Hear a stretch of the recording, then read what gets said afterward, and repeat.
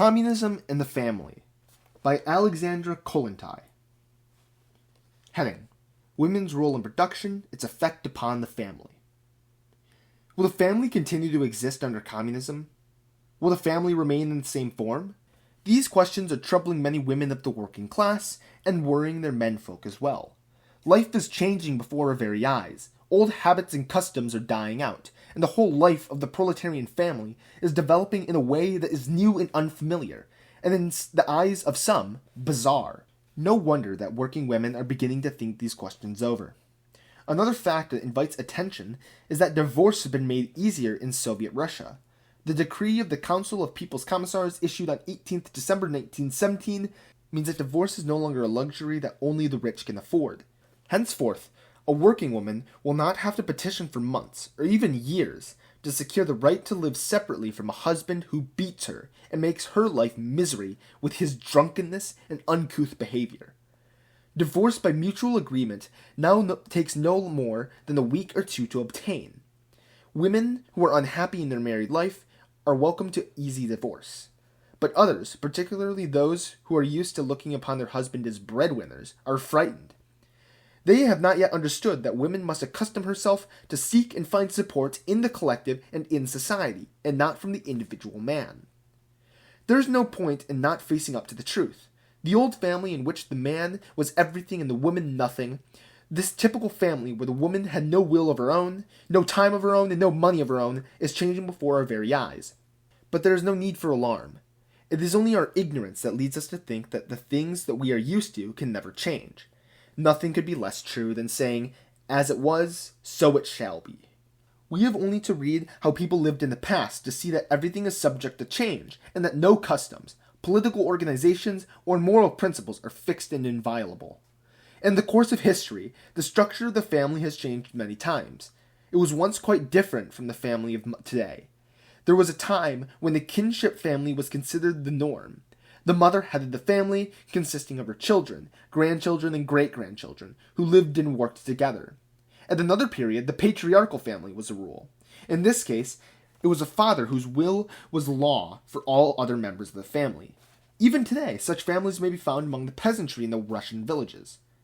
Here, the morals and customs of family life are not those of the urban proletariat. In the countryside, they observe norms which the worker has long forgotten. The structure of the family and the customs of family life also vary from nation to nation. Among some peoples, such as the Turks, Arabs, and Persians, a man is allowed to have several wives. There have been, and there still are, tribes where the women may have several husbands. We are used to the fact that the young girl is expected to remain a virgin until marriage. However, there are tribes where it is a matter of pride to have many lovers, and where the women decorate their arms and legs with the corresponding number of bracelets. Many practices which might astonish us, and which might even seem immoral, are considered by other peoples to be quite normal, and they, in their turn, consider our laws and customs sinful. There is, therefore, no reason to be frightened of the fact that the family is in the process of change, and that the outdated and unnecessary things are being discarded, and new relations between men and women are developing. Our job is to decide which aspects of our family system are outdated, and to determine what relations between men and women of these working and peasant classes, and which rights and duties would best harmonize with the conditions of life in the new workers' Russia. That which is in line with the new life should be maintained, while that of the old and outdated and derives from the cursed epoch of servitude and domination of landed proprietors and capitalists should be swept aside with the exploiting class itself and the other enemies of the proletariat and the poor. The type of family to which the urban and rural proletariat has grown accustomed is one of the legacies of the past. There was a time when the isolated, firmly knit family, based on the church wedding, was equally necessary to all its members. If there had been no family, who would have fed, clothed, and brought up the children? Who would have given them advice? In days gone by, to be an orphan was one of the worst fates imaginable. In the family of old, the husband earns and supports his wife and children. The wife, for her part, is occupied with housekeeping, and with bringing up the children as best she can. But over the last 100 years, this customary family structure has been falling apart in all the countries where capitalism is dominant, and where the number of factories and other enterprises which employ hired labor is increasing. The customs and moral principles of family life are changing as the general conditions of life change. It is the universal spread of female labor that has contributed most of all to this radical change in family life. Formerly, only the man was considered the breadwinner, but Russian women have for the past 50 or 60 years, and in other capitalist countries for a somewhat longer period of time, been forced to seek paid work outside the family and outside the home, the wages of the breadwinner being insufficient for the needs of the family. The woman found herself obliged to look for a wage and to knock at the factory door. With each year, the number of working-class women starting work outside the home as day laborers, saleswomen, clerks, washerwomen, and servants increased. Statistics show that in 1914, before the outbreak of the First World War, there were about 60 million women earning their own living in the countries of Europe and America. And during the war, this number increased considerably. Almost half of these women are married. What kind of family life can there be if a wife and a mother is out at work for at least 8 hours and, counting the traveling, is away from home for 10 hours a day? Her home is neglected. The children grow up without any maternal care, spending most of the time out on the streets, exposed to the dangers of this environment. The woman who is a wife, mother, and worker has to expend every ounce of energy to fulfill these roles. She has to work the same hours as her husband in some factory, printing house, or commercial establishment, and then, on top of that, she has to find the time to attend to her household and look after her children. Capitalism has placed a crushing burden on women's shoulders. It has made her a wage worker without having reduced her cares as housekeeper or mother. Woman staggers beneath the weight of her triple load. She suffers. Her fate is always being wet with tears. Life has never been easy for woman. But never has her lot been harder and more desperate than that of the millions of working women under the capitalist yoke in this heyday of factory production. The family breaks down as more and more women go out to work. How can one talk about family life when the man and the woman work different shifts, and where the wife does not even have the time to prepare a decent meal for her offspring? How can one talk of parents when the mother and father are out working all day and cannot find the time to spend even a few minutes with their children? It was quite different in the old days. The mother remained at home and occupied herself with her household duties. Her children were at her side under her watchful eye. Nowadays, the working woman hastens out of the house early in the morning when the factory whistle blows. When evening comes and the whistle sounds again, she hurries home to scramble through the most pressing of her domestic tasks. Then it's off to work again in the next morning, and she's tired from the lack of sleep. For the married working woman, life is so bad as a workhouse. It is not surprising, therefore, that family ties should loosen and the family begin to fall apart. The circumstances that held the family together no longer exist. The family is ceasing to be necessary either to its members or to the nation as a whole. The old family structure is now merely a hindrance. What used to make the old family so strong? First, because the husband and father was the family's breadwinner. Secondly, because the family economy was necessary to all its members. And thirdly, because children were brought up by their parents. What is left of this former type of family? The husband, as we have seen, has ceased to be the sole breadwinner. The wife who goes to work earns wages. She has learned to earn her own living, to support her children, and not infrequently her husband. The family now only serves the primary economic unit of society, and the supporter and educator of young children. Let us examine the matter in more detail, and to see whether or not the family is about to be relieved of these tasks as well. Heading: Housework ceases to be necessary. There was a time when women of the poorer classes in city and country spent their entire lives within the four walls of the home. A woman knew nothing beyond the threshold of her own home, and in most cases had no wish to know anything. After all, in their own home, there was so much to do, and this work was necessary and useful not only for the family itself, but for the state as a whole. The woman did everything that the modern working and peasant woman has to do. But besides this cooking, washing, cleaning, and mending, she spun wool and linen, wove cloth and garments, knitted stockings, made lace, prepared, as far as her resources permitted, all sorts of pickles, jams, and other preserves for winter, and manufactured her own candles. It is difficult to make a complete list of all her duties. That is how all our mothers and grandmothers lived.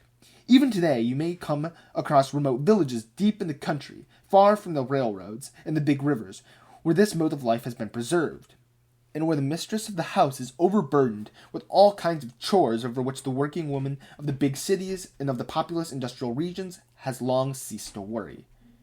In our grandmother's day, all this domestic work was necessary and beneficial. It ensured the well-being of her family. The more the mistress of the house applied herself, the better the peasant's or craftsman's family lived. Even the national economy benefited from the housewife's activity, for the woman did not limit herself to making soup and cooking potatoes, i.e. satisfying the immediate needs of her family. She also produced things such as cloth, thread, butter, etc., which had a value as commodities that would be sold on the market. And every man, whether peasant or worker, tried to find a wife who had hands of gold, for he knew that the family could not get along without this domestic labor. The interests of the whole nation were involved, for the more work the woman and other members of her family put into making cloth, leather, and wool, the surplus of which was sold in the neighboring market, the greater the economic prosperity of the country as a whole. But capitalism has changed this. All this was formerly produced in the bosom of the family is now being manufactured on a mass scale in workshops and factories. The machine has superseded the wife. What housekeeper would now bother to make candles, spin wool, or weave cloth? All these products can be bought in the shop next door. Formerly, every girl would learn to knit stockings. Nowadays, what working woman would think of making her own? In the first place, she doesn't have the time. Time is money, and no one wants to waste time in an unproductive and useless manner. Few working women would start to pickle cucumbers or make other preserves when all these things can be bought in the shop. Even if the products sold in the store are of an inferior quality and not prepared with the care of a homemade equivalent, the working woman has neither the time nor the energy needed to perform these domestic operations. First and foremost, she is a hired worker. Thus, the family economy is gradually becoming deprived of all the domestic work, without which our grandmothers could hardly have imagined a family. What was formerly produced in the family is now produced by the collective labor of working men and women in the factory. The family no longer produces, it only consumes. The housework that remains consists of cleaning the floors, dusting, heating water, care of lamps, etc., cooking, preparation of dinners and suppers, washing, and the care of linen and clothing of the family, darning and mending. These are difficult and exhausting tasks, and they absorb all the spare time and energy of working women, who must, in addition to put her hours at the factory. But this work is different in one important way from the work our grandmothers did. The 4 tasks enumerated above, which serve to keep the family together, are of no value to the state and the national economy, for they do not create new values or make any contribution to the prosperity of the country. The housewife may spend all day, from morning to evening, cleaning her home. She may wash and iron the linen daily, make every effort to keep her clothing in good order, and prepare whatever dishes she pleases and her modest resources allow. And she would still end the day without having created any values. Despite her industry, she would not have made anything that could be considered a commodity. Even if a working woman were to live 1,000 years, she would still have to begin every day from the beginning. There would always be a new layer of dust to be removed from the mantelpiece. Her husband would always come in hungry, and their children bring in mud on their shoes. Women's work is becoming less useful to the community as a whole. It is becoming unproductive. The individual household is dying. It is giving way in our society to collective housekeeping. Instead of the working woman cleaning her flat, the communist society can arrange for men and women whose job it is to go round in the morning cleaning rooms. The wives of the rich have long been freed from these irritating and tiring domestic duties. Why should the working woman continue to be burdened with them? In Soviet Russia, the working woman should be surrounded by the same ease and light, hygiene and beauty that previously only the rich could afford. Instead of the working woman having to struggle with cooking and spending her last free hours in the kitchen preparing dinner and supper, communist society will organize public restaurants and communal kitchens. Even under capitalism, such establishments have begun to appear. In fact, over the last half a century, a number of restaurants and cafes in all great cities of Europe have been growing daily. They are springing up like mushrooms after the autumn rain. But under capitalism, only people with well-lined purses can afford to take their meals in the restaurants, while under communism, everyone will be able to eat in communal kitchens and dining rooms. The working woman will not have to slave over the washtub any longer, or ruin her eyes in darning her stockings, or mending her linen. She will simply take those things to the central laundries each week, and collect the washed and ironed garments later. That will be another job less to do. Special clothes mending centers will free the working woman from the hours spent on mending and give her the opportunity to devote her evenings to reading, attended meetings, and concerts. Thus, the four categories of housework are doomed to extinction with the victory of communism, and the working woman will surely have no cause to regret this. Communism liberates woman from her domestic slavery and makes her life richer and happier. Heading: the state is responsible for the upbringing of children. But even if housework disappears, you may argue that there are still those children to look after. But here too, the worker state will come to replace the family. Society will gradually take upon itself all the tasks that before the revolution fell to the individual parent. Even before the revolution, the instruction of a child had ceased to be the duty of the parents. Once the children had attained school age, the parents could breathe more freely, for they were no longer responsible for the intellectual development of their offspring. But there was still plenty of obligations to fulfill. There was still a matter of feeding the children, buying them shoes and clothing, and seeing that they developed into skilled and honest workers, able, when the time came, to earn their own living and feed and support the parents in old age. Few workers' families, however, were ever able to fulfill these obligations. Their low wage did not enable them to give children enough to eat, while their lack of free time prevented them from devoting the necessary attention to the education of the rising generation. The family is supposed to bring up the children, but in reality, proletarian children grow up on the streets. Our forefathers knew some family life, but the children of the proletariat know none. Furthermore, the parent's small income and the precarious position in which the family is placed financially often force the child to become an independent worker at scarcely 10 years of age. And when children begin to earn their own money, they consider themselves their own masters, and words and counsels of their parents are no longer law. The authority of their parents weakens, and obedience is at an end. Just as housework withers away, so the obligation of parents to their children wither away gradually until finally society assumes full responsibility. Under capitalism, children were too frequently, a heavy and unbearable burden upon the proletarian family. Communist society will come to the aid of parents. In Soviet Russia, the commissars of public education and of social welfare are already doing much to assist the family. We have already homes for very small babies, creches, kindergartens, children's colonies and homes, hospitals and health resorts for sick children, restaurants, free lunches at school, and free distribution of textbooks, warm clothing, and shoes for school children. All this goes to show that the responsibility for the child is passing from the family to the collective. The parental care of children in the family could be divided into three parts. A. The care of the very young baby. B. The bringing up of the child. And C. The instruction of the child. Even in capitalist society, the education of the child in primary schools and later in secondary and higher education establishments became the responsibility of the state. Even in capitalist society, the needs of the workers were to some extent met by the provisions of playgrounds, kindergartens, playgroups, etc.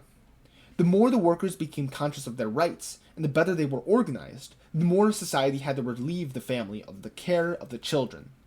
But bourgeois society was afraid of going too far towards meeting the interests of the working class, lest this contribute to the breakup of the family.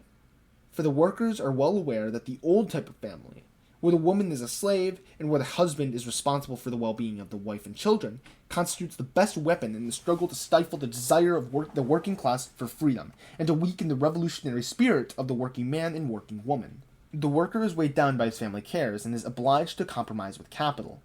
The family and mother are ready to agree on any terms when their children are hungry. Capitalist society has not been able to transform education into a truly social and state matter because property owners, the bourgeoisie, have been against this. Communist society considers the social education of the rising generation to be one of the fundamental aspects of the new life.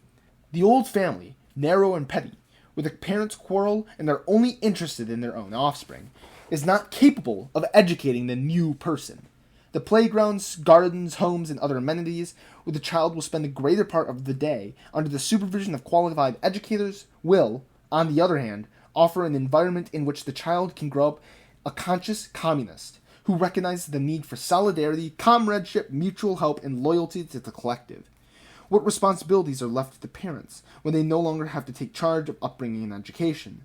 The very small baby, you might answer, while it is learning to walk and clinging to its mother's skirt, still needs attention. Here again, the communist state hastens to the aid of the working mother. No longer will there be any women who are alone.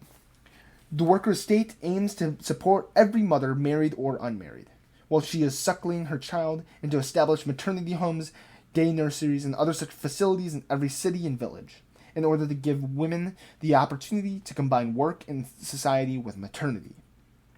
Working mothers have no need to be alarmed. Communist society is not intending to take children away from their parents, or to tear the baby from the breast of the mother, and neither is it planning to take violent measures to destroy the family. No such thing. The aims of communist society are quite different.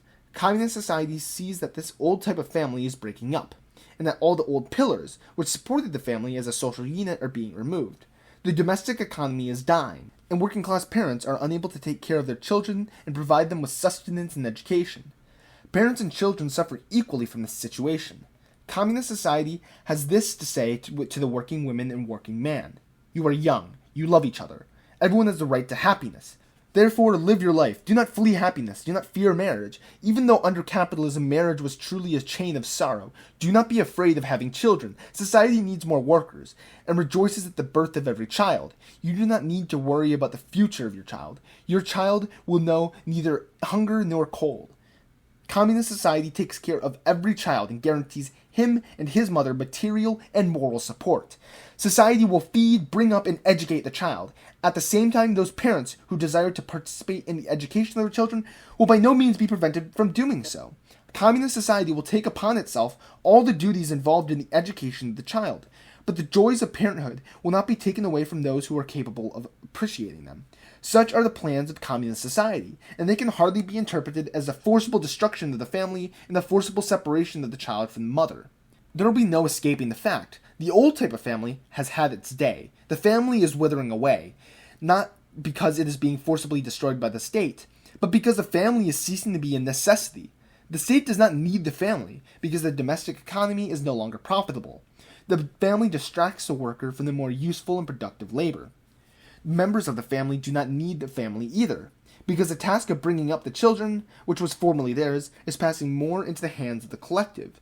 In place of the old relationships between men and women, a new one is developing, a union of affection and comradeship, a union of two equal members of communist society, both of them free, both of them independent, and both of them workers.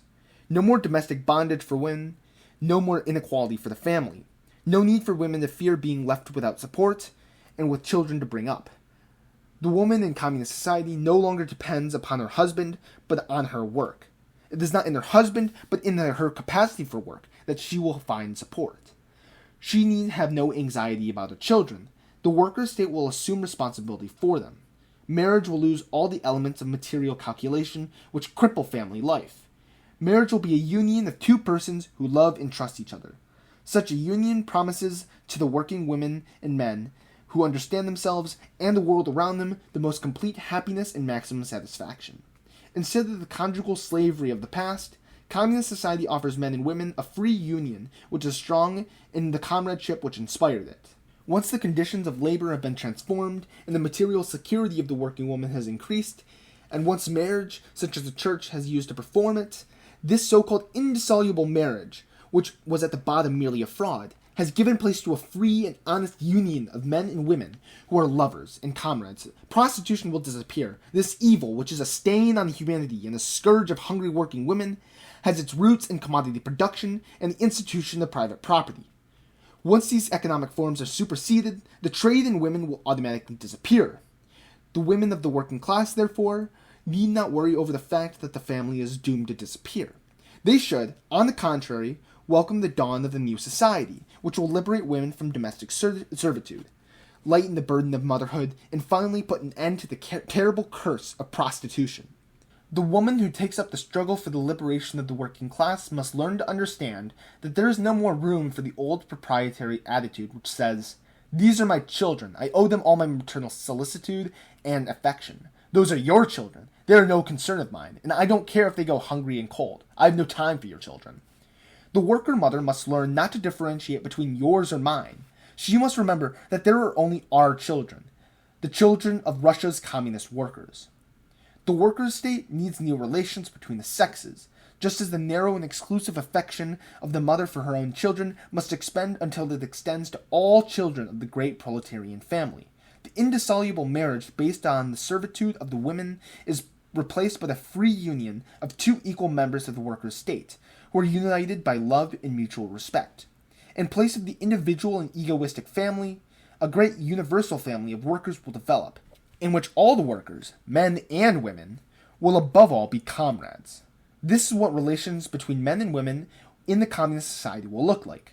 These new relations will ensure for humanity all the joys of a love unknown in the commercial society of capitalism, a love that is free and based on the true social equality of happy young people. Communist society wants bright, healthy children and strong, happy young people, free in their feelings and affections. In the name of equality, liberty, and comradely love of the new marriage, we call upon the working and peasant men and women to apply themselves courageously and with faith to the work of rebuilding human society in order to render it more perfect, more just, more capable of ensuring the individual the happiness which he or she deserves. The red flag of the social revolution which flies above Russia and is now being hoisted aloft in other countries of the world proclaims the approach of the heavens on earth to which humanity has been aspiring for centuries. Alright, so that's the audiobook, and just before I go, I did want to say that, I do agree with most of what this article says, but, I also have disagreements with some sections of it, and if you want, like, a decent analysis of gender and also the family, I'd suggest checking out The Logic of Gender by EndNotes 3. I'd have done an audiobook for that myself, but somebody already beat me to it. I believe that their username is Revolutionary Audiobooks. You can find them on YouTube. They have like a nice voice, a lot better than mine, sadly. But so if you're curious about reading more on this, I'd suggest checking that text out. And goodbye.